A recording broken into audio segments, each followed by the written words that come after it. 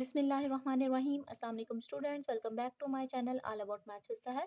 आज की video class 7 के लिए है, चैप्टर 10 है, एक्सरसाइज 10D है। क्वेश्चन इसका फर्स्ट स्टार्ट करते हैं और इसका हम जो है वो 4 पार्ट करेंगे। क्वेश्चन 1 का जो first second and third part है ना, वो मैं सेपरेट वीडियो में करवा चुकी हूँ। अगर आपको चाहिए तो मैं डिस्क्रिप्शन में लिंक ऐड कर दूंगी, आप जाके जो है वो भी देख सकते हैं। तो क्वेश्चन हम स्टार्ट करते हैं। तो हमने क्या करना है, एलिमिनेशन मेथड से जो है वो इसको सॉल्व करना है। एलिमिनेशन मेथड में अपने हर वीडियो में बता चुकी हूँ, यानी कि जितने भी इसके पार्ट्स आए हैं मैं बता चुकी हूँ कि हम क्या क्या करते हैं, किसी एक वेरिएबल को सिलेक्ट करते हैं, उसके कोफिशिएंट को सेम बना के उसको एलिमिनेट कर देते हैं। ठीक है, तो दूसरे की वैल्यू जो है वो ऑटोमेटिकली आ जाती है। जब दूसरे की आ जाती है तो आप उसको फर्दर पुट करते हैं किसी एक इक्वेशन में, और फिर जो बाकी हमारे पास एलिमिनेट वेरिएबल हुआ होता है हम उसकी जो है वो वैल्यू फाइंड कर लेते हैं। ठीक है, तो हम स्टार्ट करते हैं। सबसे पहले तो आप क्या करें, क्वेश्चन का सोल्यूशन लिख लें, यानी कि इनकी जो इक्वेशन है इनको आप नेम दे दें।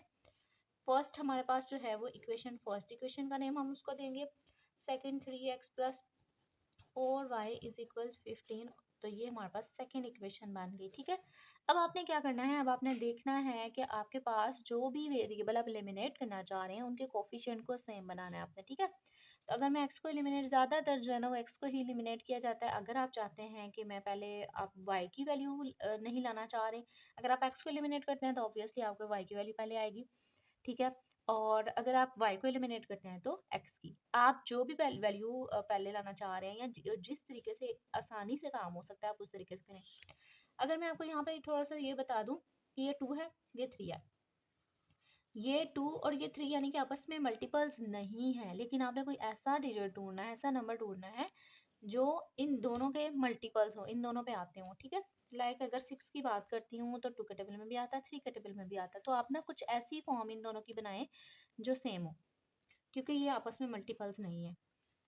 अच्छा, तो अगर y की बात करती हूँ, y तो बिल्कुल ये ऑपोजिट ही है इनके कोफिशिएंट। इसमें तो फिर भी कोई ऐसी एक वैल्यू है जो हम कर सकते हैं। इसमें हमें 4 को मल्टीप्लाई करना पड़ेगा सबसे, और इसको 3 से करना पड़ेगा। और अगर आप x की बात करते हो तो आपको इस सारे को 3 से और इस सारे को 2 से मल्टीप्लाई करना पड़ेगा। अब दोनों पे काम करना पड़ेगा, क्योंकि जो बाकी मैं पार्ट्स करवा चुकी हूँ ना 1 2 3, वो सारे जो है वो एक एक इक्वेशन के थे। एक एक इक्वेशन लेते थे, उनको जो है वो दूसरी फॉर्म बनाते थे, दूसरी इक्वेशन की तरह, और उसको सॉल्व कर लेते थे। अब इसमें आपको खुद से कुछ ना कुछ बनाना पड़ेगा।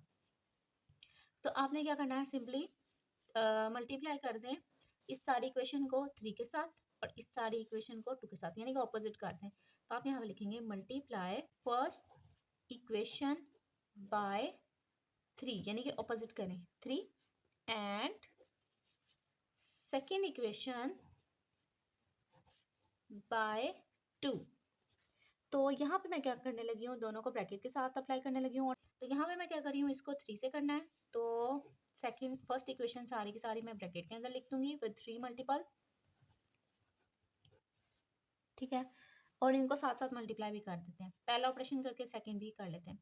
3 को जब मैं 2 से मल्टीप्लाई करूंगी, 3 2 ज़ा 6x, 3 को जब मैं 3 से करूंगी तो प्लस 3 3 ज़ा 9y, 11 से करूंगी तो 33। और इसको मैंने फर्स्ट वाली इक्वेशन की बेस को देखते हुए मैंने इसको नेम दे दिया थर्ड, यानी कि जिस सीक्वेंस से आ रहा था मैंने इसको थर्ड इक्वेशन का नेम दे दिया। अब यहाँ पे बात आती है दूसरी इक्वेशन को मैंने किससे करना है, 2 के साथ। तो यहाँ पे 2 का मल्टीपल बाहर ब्रैकेट के अंदर, सारी जो 2 इक्वेशन है वो यहाँ पे मैं लिख दूंगी। अब हम इसको मल्टीप्लाई भी साथ साथ करते जाते हैं। आप मल्टीप्लिकेशन का जो काम है वो मैं नेक्स्ट पे करती हूँ। 2 को मैं 3 से मल्टीप्लाई करूंगी तो ऑब्वियसली यहाँ पे क्या आएगा 6x, प्लस 2 को जब मैं 4 से मल्टीप्लाई करूंगी, 2 4 ज़ा 8 y एज इट इज। ठीक है, और 15, यानी कि 2 को जब मैं 15 से मल्टीप्लाई करूंगी तो हमारे पास क्या आएगा, 2 5 ज़ा 10, 30 आ जाएगा।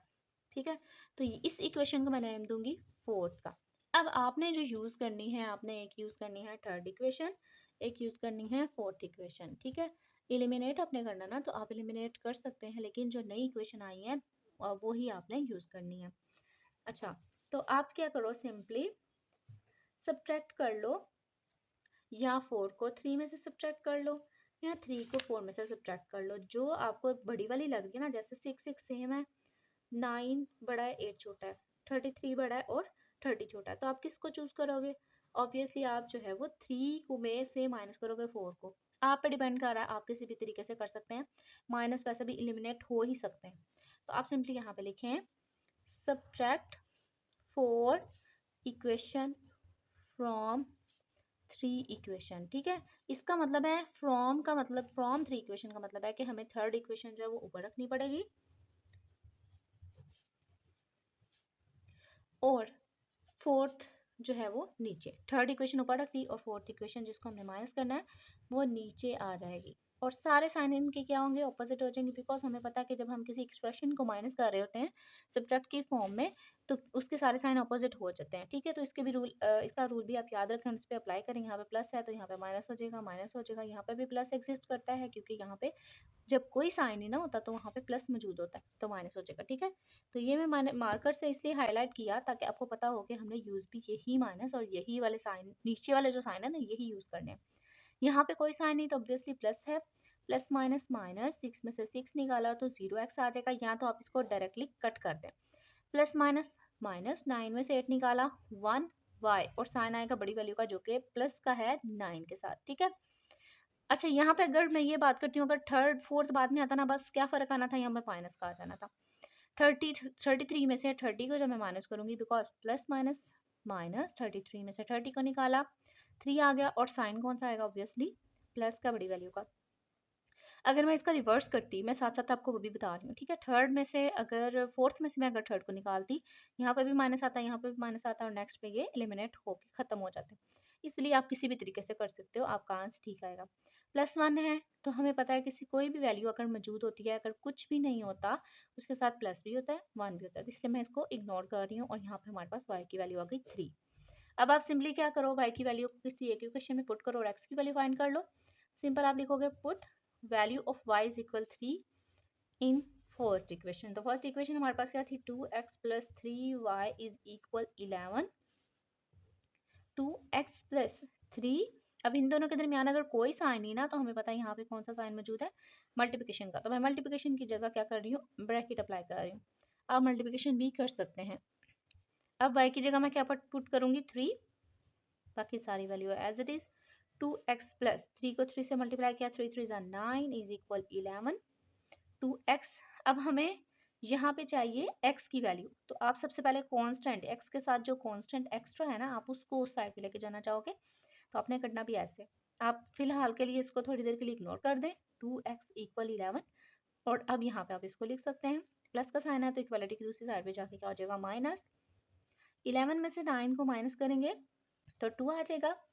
अब हमें x की वैल्यू चाहिए तो x के साथ अब मल्टीप्लिकेशन का साइन है और 2 भी मल्टीप्लाई हो रहा है, तो यहाँ पे 2 जो है वो मल्टीप्लाई हो रहा है, इक्वालिटी की दूसरी साइड पे जाके क्या हो जाएगा, डिवाइड। ये पहले से था, ये तो जाकर डिवाइड हुआ और x की वैल्यू हमारे पास सिंपली क्या आई, 1।